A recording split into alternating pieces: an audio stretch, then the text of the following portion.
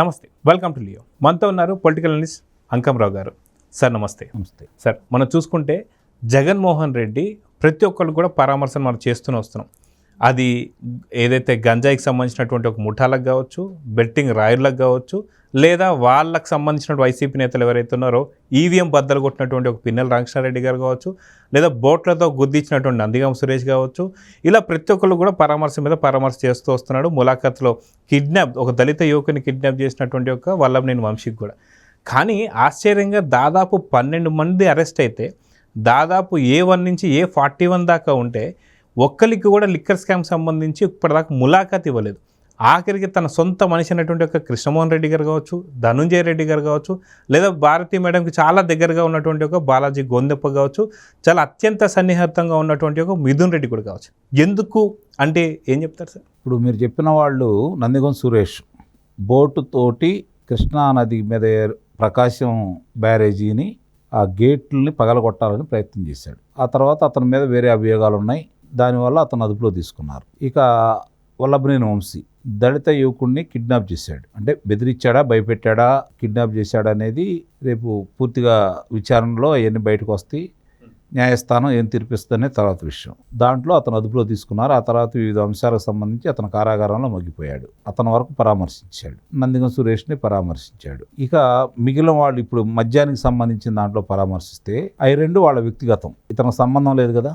అలాగే పిన్నెల్లి రామకృష్ణారెడ్డి ఈవీఎంలు పగలగొట్టాడనే దాని మీద అతను అదుపులో తీసుకున్నారు. తర్వాత వేరే పెట్టేశారు. దాంట్లో కూడా అతను నేను కొట్టలేదు మర్రో అంటే లేదు అతనే కొట్టాడని ఇంట్లో చెప్పేశాడు. అక్కడ కూడా ఒక పని అయిపోయింది. ఆయన పరామర్శించాడు. మరి ఇప్పుడు ఈ యొక్క మద్యానికి సంబంధించి ఇంతమందిని ఎందుకు పరామర్శించలేదు?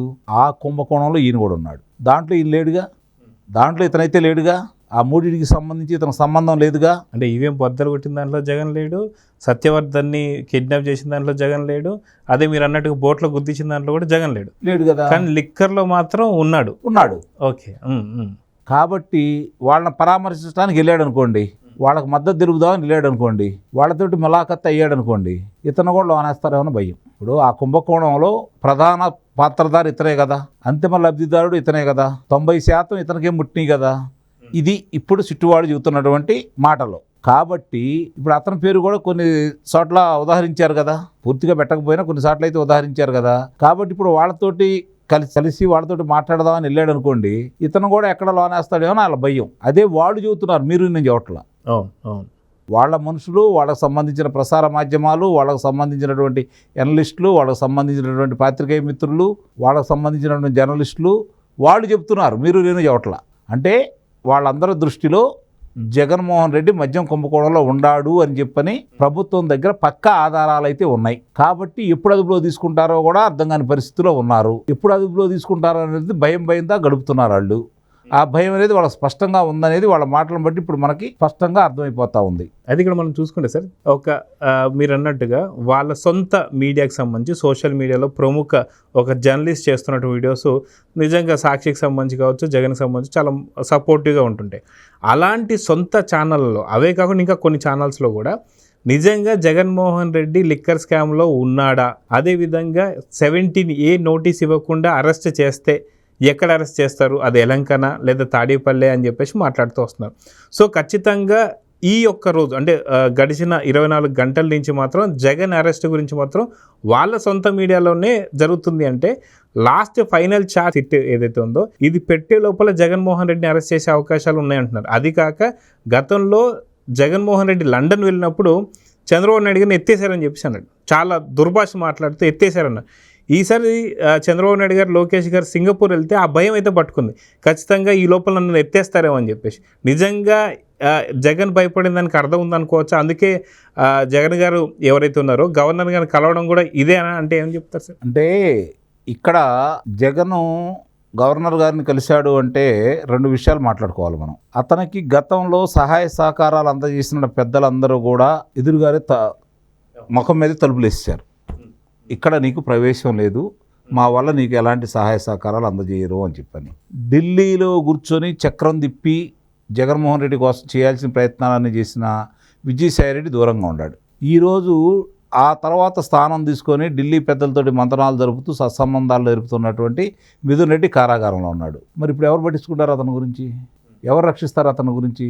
కాబట్టి గవర్నర్ గారు అంటే కేంద్రం పెద్దలు నియమించారు కాబట్టి కేంద్ర పెద్దలకి ఇతను చెప్పాలనుకున్న మొరని గవర్నర్ గారికి చెప్పాలన్న ఉద్దేశంతో చివరిగా రక్షించే వ్యక్తి గవర్నర్ గారే ఉన్నారు కాబట్టి సరాసరి వెళ్ళి ప్రధానమంత్రి గారికో లేకపోతే హోంమంత్రి గారినో కలిస్తే రేపు పొద్దున అతనికి ఏదన్నా బెయిల్ లాంటిది ఏదన్నా వస్తే అతని జోలికి లేకపోతే అది వాళ్ళకు కూడా మచ్చ కాబట్టి వాళ్ళు అవకాశం ఇవ్వట్లేదు.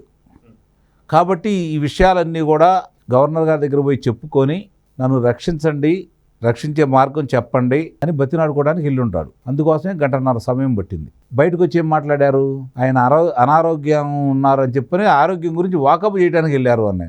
అంతకుముందు రోజే తిరుపతి దేవస్థానం వెళ్ళొచ్చారు. ఆయన సంపూర్ణ ఆరోగ్యంగా ఉన్నారు. అంటే వాళ్ళ పత్రికల్లో ప్రసార మాధ్యమంలో ఎలాంటి రాతలు రాస్తారో ఎలాంటి దాన్ని ప్రసారం చేస్తారో దీన్ని బట్టి మనం అర్థం చేసుకోవచ్చు. ఒకటి నిస్సందేహంగా వాళ్ళకి భయం అన్నమాట వాస్తవం. తండ్రి కొడుకులు ఇద్దరు సింగపూర్ వెళ్ళారు. గతంలో నేను లండన్ వెళ్ళినప్పుడు చంద్రబాబు నాయుడు గారిని ఏ విధంగా అయితే అరెస్ట్ చేశారో అట్లా నన్ను కూడా అరెస్ట్ చేస్తారో అన్న భయం మాత్రం వాళ్ళకు ఉన్నమాట వాస్తవం. వాళ్ళ శ్రేణులు కూడా ఇదే ఊహించారు, చాలామంది కూడా ఇదే ఆలోచించుకున్నారు. కానీ అలా చేసే వ్యక్తులు కాదు చంద్రబాబు నాయుడు గారు. ఆయన ఇక్కడ ఉండగానే ఆధారాలతో సహా చట్టబద్ధంగా ఆయనకు ముందు సమాచారం ఇచ్చి విచారణకు పిలిచి విచారణకు సహకరించకపోతే లేదు అప్పుడు గవర్నర్ గారు అనుమతి తీసుకొని చేస్తారు. వాళ్ళలాగా గవర్నర్ గారు అనుమతి తీసుకోకుండా 17A వర్తింపజేసి మాజీ ముఖ్యమంత్రిని ఆయన్ని అదుపులో తీసుకున్నట్టుగా జగన్మోహన్ రెడ్డిని అదుపులో అయితే తీసుకోరు. ఇది మాత్రం మనం ఘంటాపథంగా చెప్పొచ్చు. అయితే లాస్ట్ 90 రోజులుగా ఏదైతే లిక్కర్ స్కామ్ సంబంధించి ఫైనల్గా 90వ రోజు ఛార్జ్షీట్ ఫస్ట్ అయితే దాఖలు చేశారు. ఫైనల్ ఛార్జ్షీట్ వచ్చేసి ఇంకొక 60 రోజుల్లో అది కూడా చాలా దగ్గర పడిపోతుంది. సో ఫైనల్ ఛార్జ్షీట్ ఏదైతే దాఖలు చేసే లోపల జగన్ రెడ్డితో పాటు భారతిరెడ్డి గారికి కూడా దీంట్లో సంబంధాలు ఉన్నాయని చెప్పి, అంటే భారతీ సిమెంట్లో జగన్ లిక్కర్ కలిసిందని అయితే చాలా క్లారిటీగా అయితే అర్థమవుతుంది. సో అందుకనే భారతిరెడ్డి గారిని కూడా అరెస్ట్ చేయబోతున్నారని కొంత సంకేతాలు రాగానే నా వరకే ఉంచండి, భారతిని మాత్రం ఏది టచ్ చేయొద్దు అని చెప్పేసి విజ్ఞప్తి చేసుకోవడానికి కూడా వెళ్ళారని చెప్పి కొంత వార్తలు. మీరేమంటారు? దాంట్లో నిజం లేకపోలేదు, అది కూడా వాస్తవమే. ఎందుకంటే ఇక్కడ గమనించుకోండి, చెవిరెడ్డి భాస్కర్ రెడ్డిని కావచ్చు మిథున్ రెడ్డిని కావచ్చు అదుపులో తీసుకురా అతను భావించాడు. చెవిరెడ్డి భాస్కర్ రెడ్డిని కావచ్చు మిథున్ రెడ్డిని కావచ్చు అదుపులో తీసుకురా అతను భావించాడు.